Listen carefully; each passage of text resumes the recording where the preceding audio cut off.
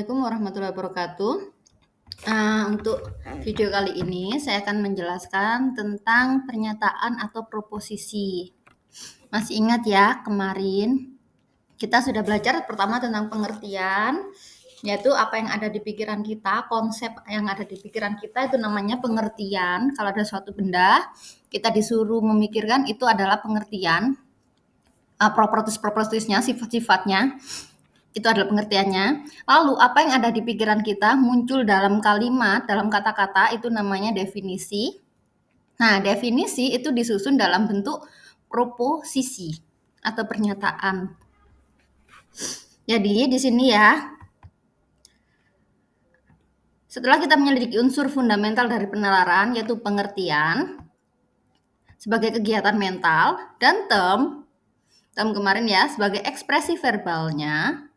Jadi apa yang ada di otak itu pengertian, keluar dalam bentuk kata-kata disebut dengan term.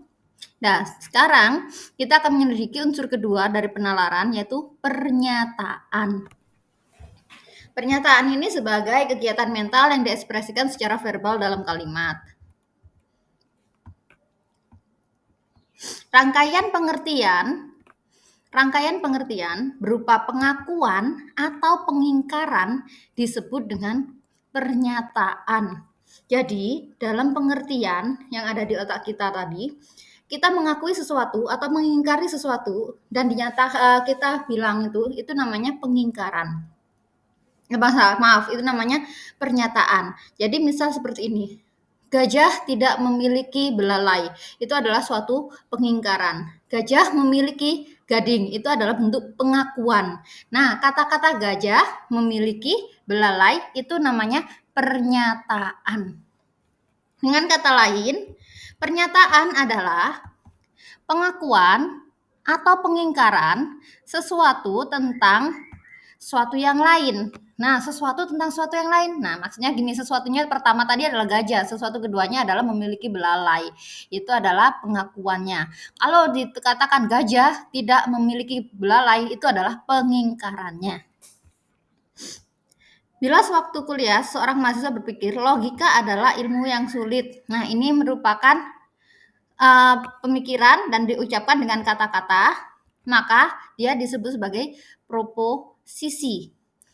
Jadi harus Anda ingat, pernyataan atau proposisi ya dalam logika dasar ini, pernyataan atau proposisi itu memiliki suatu kalimat yang memiliki nilai kebenaran. Nilai kebenaran itu apa? Kita bisa menjudge ini salah atau benar sesuai dengan fakta. Gajah memiliki belalai, itu pernyataan. Kenapa? Karena itu bernilai benar. Gajah tidak memiliki belalai, itu juga pernyataan. Kenapa? Karena dia bernilai salah. Jadi kalimat yang memiliki nilai benar atau salah itu namanya pernyataan atau proposisi. Tapi kalau pernyataannya seperti ini, apakah gajah memiliki belalai? Itu bukan pernyataan. Kenapa? Karena ini kalimat pertanyaan dan tidak memiliki nilai kebenaran. Jadi kalimat-kalimat seperti kalimat berita itu adalah bentuk kalimat yang dinyatakan sebagai pernyataan atau proposisi dalam logika. Anda harus ingat, karena Anda orang bahasa Indonesia pastinya tahu ya, kalimat seperti himbauan, perintah, tanya, itu bukan merupakan pernyataan, bukan proposisi. Nah,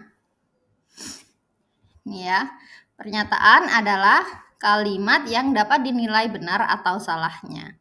Sekarang, unsur-unsur pernyataan. Dalam suatu pernyataan itu ada yang namanya term subject, ada 3 dia ya. Suatu pernyataan memiliki 3 unsur. Yang pertama adalah term subject, yaitu term yang tentangnya pengakuan atau pengingkaran ditujukan. Gajah memiliki belalai. Gajah itu adalah term subject, yaitu pengakuan atau pengingkaran ditujukan kepada gajah. Term subjek dalam sebuah proposisi disebut subjek logis. Ada perbedaan antara subjek logis dan subjek dalam sebuah kalimat. Beda ya. Subjek logis harus ada penegasan atau pengingkaran tentangnya. Ini ya, kalau dalam logika. Tapi kalau dalam sebuah kalimat dalam bahasa Indonesia itu lebih luas lagi. Kita nggak mempelajari tentang itu ya. Kita lebih sempit. Jadi yang kita buat di sini adalah namanya subjek logis. Berikutnya ada tem predikat. Tem predikat itu adalah isi dari pengakuan atau pengingkaran itu sendiri. Contohnya tadi kan memiliki belalai, itu adalah isi pengakuannya. Tidak memiliki belalai, itu adalah isi dari pengingkarannya. Tem predikat dalam sebuah pernyataan adalah predikat logis, yaitu apa yang ditegaskan atau diingkari tentang subjek.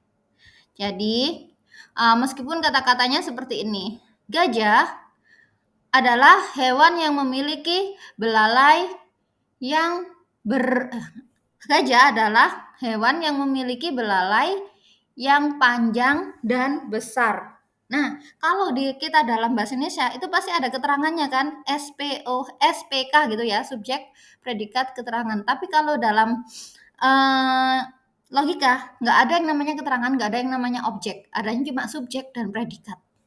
Subjek dan predikat. Gajah subjeknya, predikatnya adalah hewan yang memiliki belalai besar dan panjang itu. Nah, aspek ketiga dalam suatu proposisi atau pernyataan itu namanya kopula. Kopula ini adalah penghubung. Kayak tadi, gajah adalah hewan yang memiliki belalai panjang. Nah, gajah subjek. Hewan yang memiliki belalai panjang predikat. Nah, kata-kata adalah gajah adalah. Nah, adalah tadi itu adalah namanya penghubung atau kopula. Namanya kopula. Tem subjek dan tem predikat, penghubung antara subjek dan predikat dan sekaligus membentuk apakah dia diakui atau diingkari. Fungsi kopula ada 3. Untuk menghubungkan subjek dan predikat, contohnya tadi adalah, bukanlah. Yang B, untuk menyatakan subjek itu sungguh-sungguh ada. Beberapa, contohnya ya, ada, kata beberapa, kata semua. Dan yang C, untuk menyatakan cara subjek berada. Nah, ini contohnya, setiap proposisi selalu mengandung 3 unsur. Unsur tadi ya, subjek, predikat, dan kopula. Dalam logika, sebuah kalimat adalah proposisi apabila kalimat tersebut sanggup menjadi benar atau salah. Dapat dibuktikan dia benar atau salah. Contohnya, selamat hari ulang tahun, semoga panjang umur. Itu bukan pernyataan. Itu bukan proposisi dalam logika. Kalimat itu tidak bisa dibenarkan atau tidak bisa disalahkan karena tidak punya nilai kebenaran atau kesalahan. Jadi di sini ya, kalimat harapan, tanya, perintah, keinginan, tidak ada pengakuan atau pengingkaran itu tidak bisa dikatakan sebagai proposisi. Hanya kalimat berita, informatif, deklaratif yang merupakan pernyataan atau proposisi. Nah, ada hal yang lain yang perlu, ini pastinya Anda lebih ahli ya daripada saya. Kalau dalam bahasa Indonesia, itu kopula. Tadi kan kita sudah bilang ada subjek, predikat, kopula. Kopula itu penghubung antara subjek dan predikat. Dalam bahasa Indonesia, kopula seringkali hilang kalau di dalam suatu kalimat. Contohnya, Amir nakal. Nah, biasanya ini Amir adalah subjeknya, nakal ini adalah predikatnya. Harusnya kopulanya mana, Bu? Kopulanya dia tersembunyi secara implisit. Amir nakal bisa ditulis sebagai Amir adalah anak nakal. Seperti itu ya, kalau dalam aturan bahasa Indonesia. Nah, berikutnya jenis-jenis proposisi. Kita tadi sudah tahu proposisi itu ada subjek, predikat, dan kopulanya. Di sini jenis-jenis proposisi. Yang pertama berdasarkan bentuk. Di sini ada proposisi tunggal.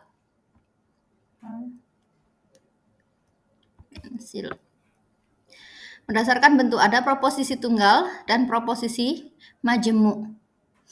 Nah, proposisi tunggal ini pastinya Anda tahu. Proposisi tunggal, Amir anak nakal, itu adalah proposisi tunggal. Tapi Amir adalah anak nakal dan anak pandai. Itu adalah proposisi majemuk. Jadi kalimatnya kayak kalimat majemuk dan kalimat tunggal. Amir anak nakal itu tunggal. Amir dan Nia anak nakal itu majemuk. Jadi di sini majemuknya itu bisa majemuk di subjek atau majemuk di predikat. Berikutnya adalah berdasarkan sifat.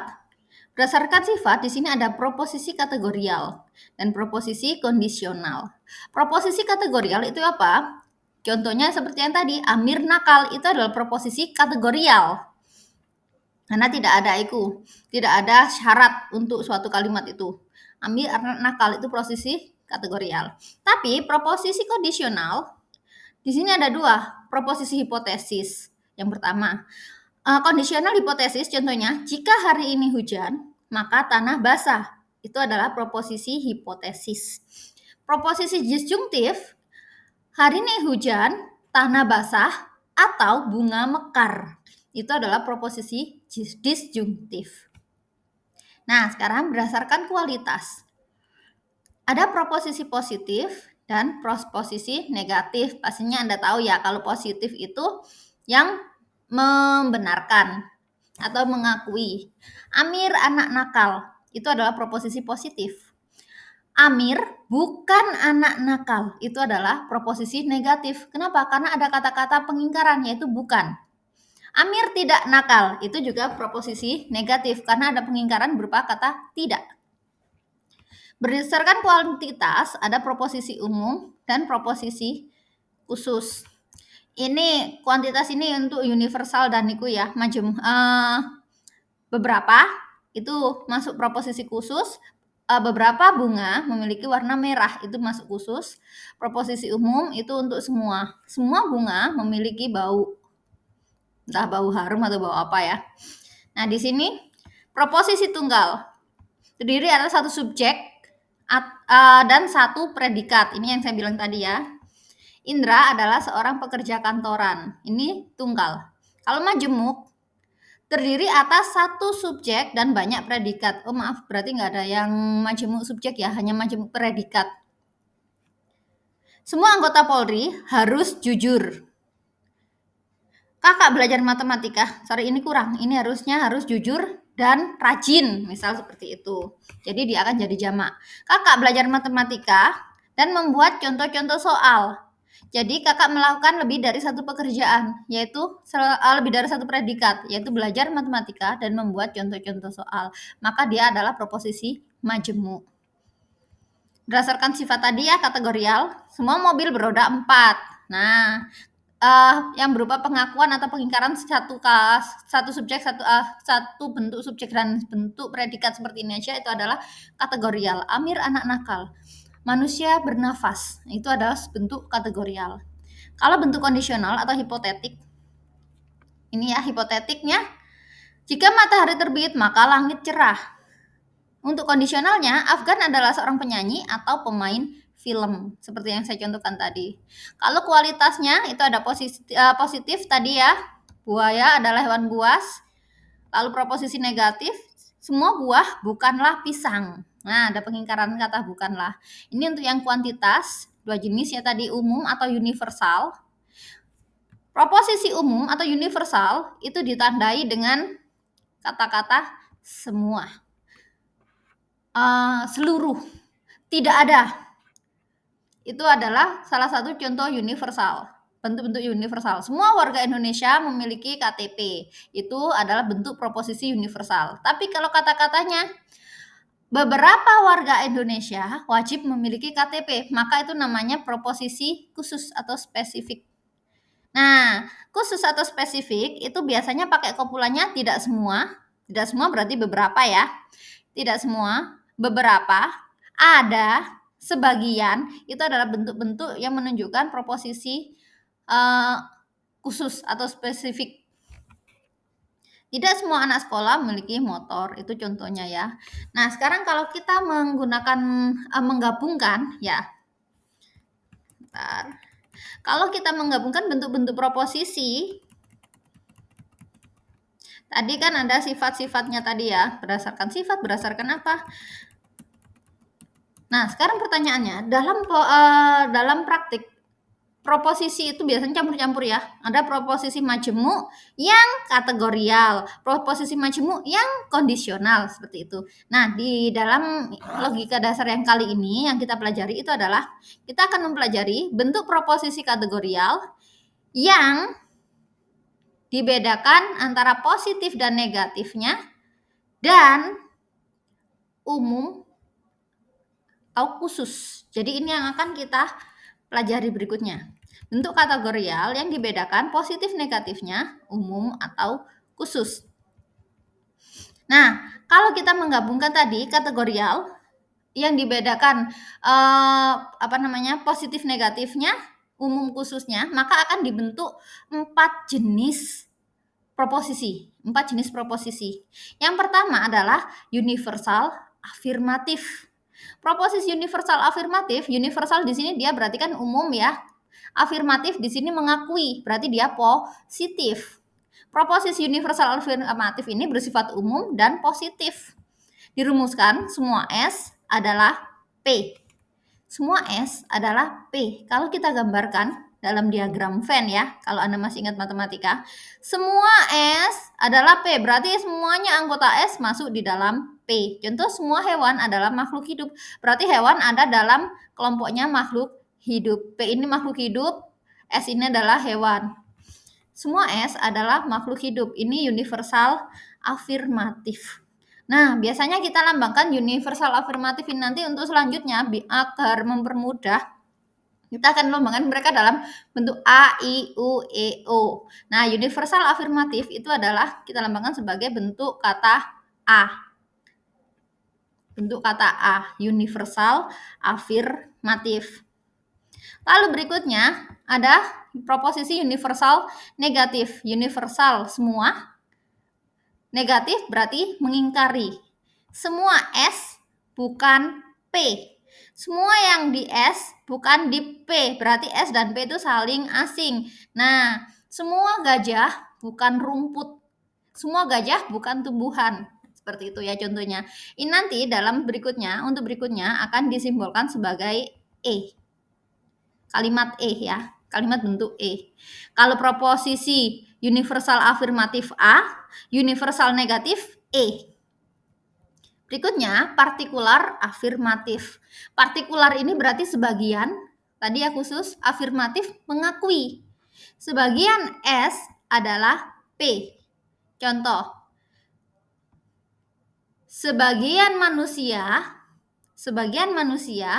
adalah mahasiswa. Sebagian manusia adalah mahasiswa, berarti yang ada di tengah ini adalah manusia yang mahasiswa.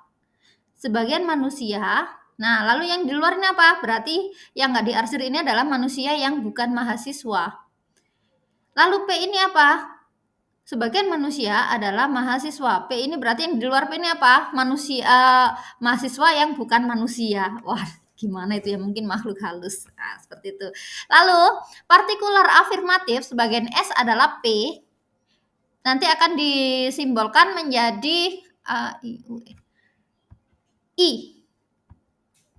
Dia adalah kalimat bentuk I. Harap diingat ya. Proposisi partikular afirmatif nanti adalah kalimat bentuk I. Yang terakhir, proposisi partikular negatif. Partikular negatif ini adalah proposisi partikular sebagian, negatif berarti mengingkari.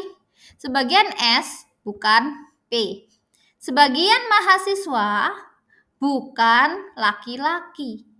Berarti sebagian mahasiswa bukan laki-laki. Berarti yang S ini adalah mahasiswa yang bukan laki-laki. Lalu yang putih di tengah ini berarti adalah mahasiswa yang laki-laki. Kalau yang di luar ini berarti laki-laki yang bukan mahasiswa.